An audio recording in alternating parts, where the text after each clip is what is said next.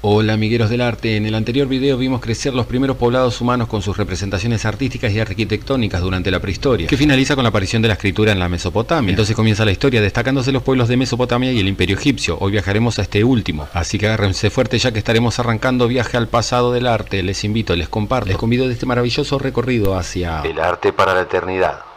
Bienvenidos.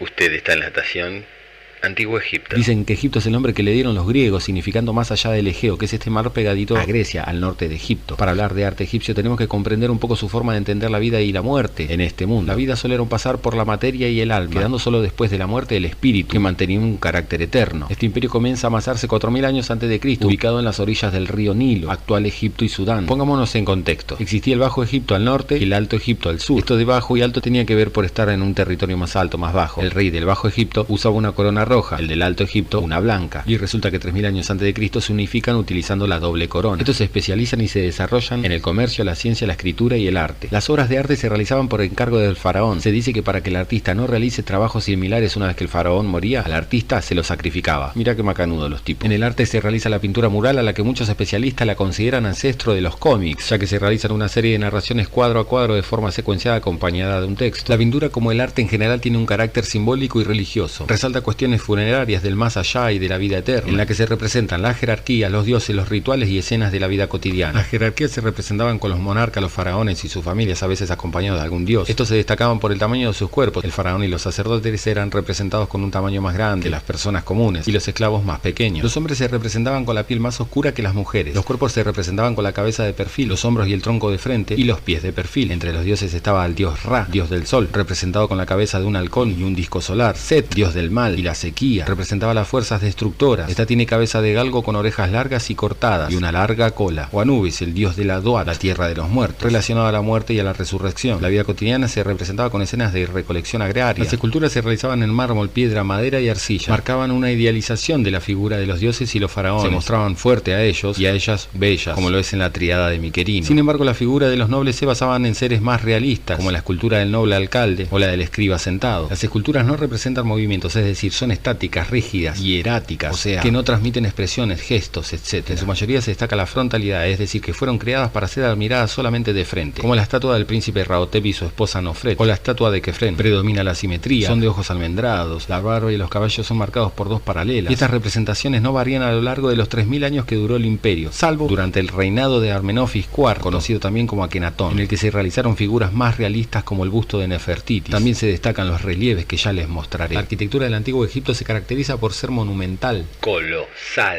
es decir, a una escala sobrehumana, realizada pensando en la vida eterna. Por eso es que se realizaban con materiales resistentes. Se ejecutaban los llamados conjuntos funerarios, divididos en templos y tumbas. Las primeras tumbas eran las llamadas tel, que son pequeñas excavaciones en donde se deposita el cuerpo fallecido y se lo cubre dejando a la intemperie en un montículo de tierra. Son de carácter simple, rudimentario y de origen prehistórico. De hecho, tel en hebreo significa montículo. Esto no es algo que desconozcamos en la actualidad. Estos avanzan hasta que interviene la arquitectura, como las tumbas llamadas mastabas. Se trata de una cámara funeraria bajo la tierra con una fosa sellada en la superficie de la construcción, dividida en dos partes. El templete es un sector para las ofrendas con un pequeño altar, y la otra parte llamada sirdab, que en hebreo significa la casa de la estatua, donde se encuentra una estatua monumento al difunto. En su exterior se decoraba con huecos relieves, que son estas formas de representar a una figura mediante la extracción de los contornos, excavando la piedra, y su interior eran adornados con bajos relieves pintados. Los bajos relieves se realizan gastando el material del fondo, dejando la figura un poco sobresaliente. El hueco relieve como el bajo relieve son técnicas de la escultura. Luego se avanza hasta las pirámides escalonadas. Se trata de una superposición de mastabas con una construcción más elaborada, por lo general sin espacios en su interior más que la cámara funeraria subterránea. Destacaremos la pirámide escalonada de Sagara, que data del 2600 a.C. Esta fue creada por el arquitecto, astrónomo, matemático, médico y el primer ingeniero conocido de la historia, Imhotep.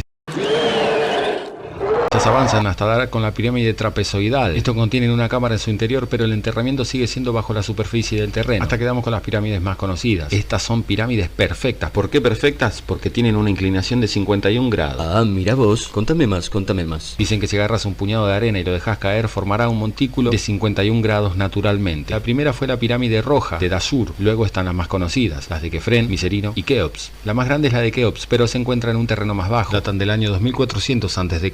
Estas se ven desde el espacio. Mantienen un canal hacia el río Nilo para que el dios del sol los lleve en su barca y los haga renacer, con el enterramiento subterráneo, pero con pasillos en su interior, varias salas y falsas cámaras. Los muertos se lo enterraba con sus pertenencias de valor necesarios para su viaje al más allá. Se dice que para que estas no sean saqueadas como venía sucediendo, se realizan tumbas llamadas hipogeos, bajo tierra en griego. Se realizaban cavando la ladera de la montaña disimulando la función de tumba, como por ejemplo el hipogeo de Tutankamón, descubierto en 1922. Si vieron el video anterior se van a dar cuenta que estos hipogeos son muy parecidos a los dólmenes realizados en la prehistoria, pero cuidado, también están estos tipos de hipogeos, enormes excavaciones en la ladera. Este que estamos viendo es el templo de Hatshepsut. Se dice que el río Nilo desbordaba y luego descendía, dejando un espacio fértil para la agricultura, en el que toda la población trabajaba. Luego quedaba alimento para un tiempo largo, y en esos tiempos de sobra se entretenía la población realizando estas construcciones. Ahora hablemos de los templos. Antes de llegar a los templos colocaban una suerte de avenida para gozar de su visualización a gran escala, como por ejemplo la avenida de las Esfinges. En la fachada exterior de los templos se realizaban obeliscos, colosos, que son estatuas enormes, bajorrelieves y pilones, que son estos portales de gran altura. Ni bien se ingresan a los templos, se encuentra una sala llamada peristilo, del griego peri, alrededor, y stilo, columnas, que es una sala rodeada de columnas. Luego continúa la sala hipóstilo, que es una sala repleta de columnas. Luego se finaliza con el santuario. Otra de las características para destacar son las columnas, así que le doy la bienvenida oficial en Tour Arte al loco mundo de las columnas. The Crazy World